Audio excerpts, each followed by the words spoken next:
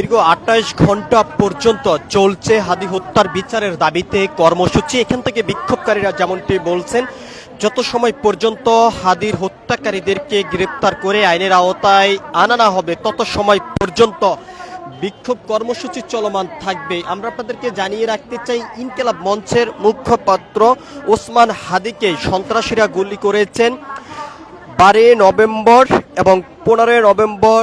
ওসমান হাদিকে উন্নত চিকিৎসার জন্য সিঙ্গাপুর জেনারেল হাসপাতালে নেওয়া হয়েছে, সেখানে চিকিৎসাধীন অবস্থায় তিনি মৃত্যুবরণ করেন। এরপর থেকেই দেশের বিভিন্ন স্থান থেকে আন্দোলন, সংগ্রাম, বিক্ষোভ কর্মসূচি চলমান রয়েছে হত্যাকারীদের বিচারের দাবিতে। অন্যদিকেই প্রশাসনের পক্ষ থেকে যেমনটি জানানো হয়েছে, বিক্ষোভকারীরা যেমনটি অভিযোগ করেছেন, প্রশাসনের চোখ ফাঁকি দিয়ে কিভাবে হত্যাকারীরা পার্শ্ববর্তী দেশ ভারতে পালিয়ে গিয়েছেন সেই প্রশ্নের জবাবও এখান থেকে বিক্ষোভকারীরা চাচ্ছেন। আমরা আপনাদেরকে একটু সরাসরি দেখানোর চেষ্টা করছি শাহবাগ শহীদ ওসমান হাদি চত্বর থেকে সরাসরি যুক্ত হয়ে। গতকাল থেকে এখানে বিক্ষোভকারীরা অবস্থান করে বিচারের দাবি নিয়ে কর্মসূচি চালিয়ে যাচ্ছেন। যত সময় পর্যন্ত হত্যাকারীদেরকে আইনের আওতায় না আনা হবে তত সময় পর্যন্ত তাদের বিক্ষোভ কর্মসূচি চলমান থাকবে বলে এখান থেকে বিক্ষোভকারীরা জানিয়েছেন। আমরা আপনাদেরকে আরো একটি বিষয় জানিয়ে রাখতে চাই, আজ ওসমান হাদির কবর জিয়ারত করেছেন বিএনপির ভারপ্রাপ্ত চেয়ারম্যান তারেক রহমান।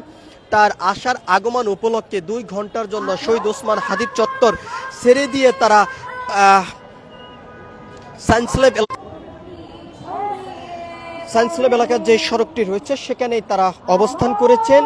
ওসমান হাদির কবর জিয়ারত করে যাওয়ার পরে আবারও একইভাবে অবস্থান করেছেন বিক্ষোভকারীরা শহীদ ওসমান হাদির চত্বরে। এখান থেকে তারা বারবার যেমনটি জানিয়েছেন, দাবি না মানা পর্যন্ত, অর্থাৎ ওসমান হাদির হত্যাকারীদেরকে আইনের আওতায় নিয়ে বিচার না করা পর্যন্ত তাদের এই কর্মসূচি চলমান থাকবে। বিভিন্ন স্লোগান দিয়ে যাচ্ছেন এবং ওসমান হাদির হত্যাকারীদের বিচারের দাবিতেই বিক্ষোভ কর্মসূচি চালিয়ে যাচ্ছেন। এখান থেকে আরো তারা যেমনটি বলে যাচ্ছেন, দিনরাত 24 ঘন্টা পর্যন্ত তারা অবস্থান করে থাকবেন এখানে ওসমান হাদির হত্যাকারীদের বিচার না করা পর্যন্ত।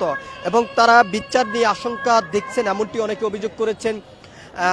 বিগত দিনও বিভিন্ন ধরনের হত্যাকাণ্ডের ঘটনা ঘটেছে, কোনো হত্যার বিচার দৃশ্যমান জনগণের কাছে প্রকাশ হয়নি এমনটি কিন্তু অনেকে অভিযোগ করে বলেছেন। বিভিন্ন গান, ছন্দ, কবিতা, স্লোগানের মধ্য দিয়ে প্রতিবাদ করে যাচ্ছেন ওসমান হাদির বিচারের দাবিতেই বিভিন্নভাবে কিন্তু এখান থেকে প্রতিবাদ করে যাচ্ছেন। এবং যারা হত্যার সঙ্গে জড়িত রয়েছেন, হত্যাকারীদেরকে খুব দ্রুত সময়ের মধ্যেই আইনের আওতায় নিয়ে আসার জন্য এখান থেকে বিক্ষোভ করে যাচ্ছেন। হাজার হাজার বিক্ষোভ জনতা নেমে এসেছেন শহীদ ওসমান চত্বরে অবস্থান করেছেন। আমরা আপনাদেরকে দেখানোর চেষ্টা করছি। তার আগে আমরা আপনাদেরকে আরেকটি বিষয় জানিয়ে রাখতে চাই, গতকাল রাত শহীদ ওসমান হাদির চত্বরে অবস্থান করেছিলেন। এখান থেকে তারা বিভিন্নভাবে দাবি করে যাচ্ছেন ওসমান হাদির হত্যাকারীদের বিচারের বিষয় নিয়ে আশঙ্কাও তারা প্রকাশ করছেন। আসলে বর্তমান অন্তর্বর্তীকালীন সরকারের সময় এই হত্যাকারীদের বিচার হবে বলে কিনা সেটিও কিন্তু তারা আশঙ্কা প্রকাশ করছেন। আমরা আপনাদেরকে একটু দেখানোর চেষ্টা করছি। তার আগে আমরা আপনাদেরকে আরেকটি বিষয় জানিয়ে রাখতে চাই, ওসমান হাদিকে একাধিকবার হত্যার হুমকি দেওয়া হয়েছে এবং সেই বিষয়টি গণমাধ্যমে জানানো হয়েছে। বিভিন্ন বিক্ষোভ কর্মসূচিতে বক্তব্যের মাধ্যমে ওসমান হাদি জানিয়েছেন আইন শৃঙ্খলা রক্ষাকারী বাহিনীর সদস্যরা কোনোভাবে সেই বিষয়টি আমলও নেননি, সেটি কিন্তু অভিযোগ করেছেন এখান থেকে বিক্ষোভকারীরা। এবং তারা আরও যেমনটি বলছেন যে বিগত সরকারের শাসন শোষণের মধ্য দিয়ে রাষ্ট্র যেভাবে পরিচালনা হচ্ছে, ঠিক একইভাবে এখনো সেই সরকারের বেশ কিছু লোক বিভিন্ন গুরুত্বপূর্ণ জায়গায় অবস্থান করে রয়েছেন এবং যার কারণে এখনো পর্যন্ত তারা আশঙ্কা অবস্থায় রয়েছেন যে ওসমান হাদির হত্যাকারীদেরকে আইনের আওতায় নিয়ে এসে বিচারের কার্যক্রম সম্পূর্ণ করা হবে কিনা সেই প্রশ্ন কিন্তু এখান থেকে তারা করে যাচ্ছেন।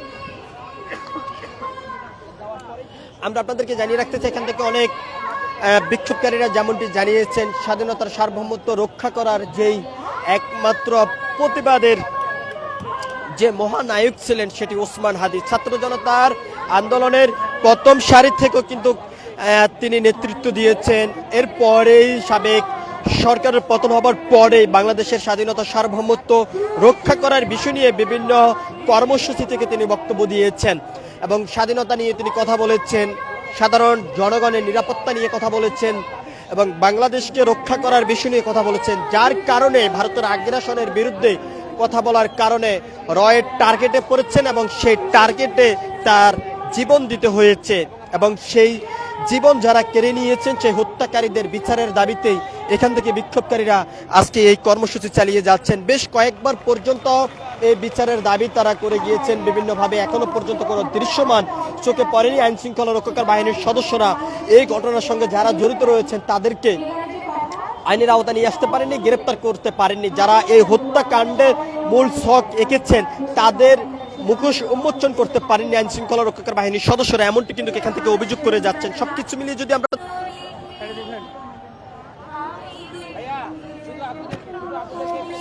দর্শক দুঃখিত, আমরা আপনাদেরকে জানিয়ে রাখতে চাই 12 ডিসেম্বর ওসমান হাদিকে সন্ত্রাসীরা গুলি করেছেন।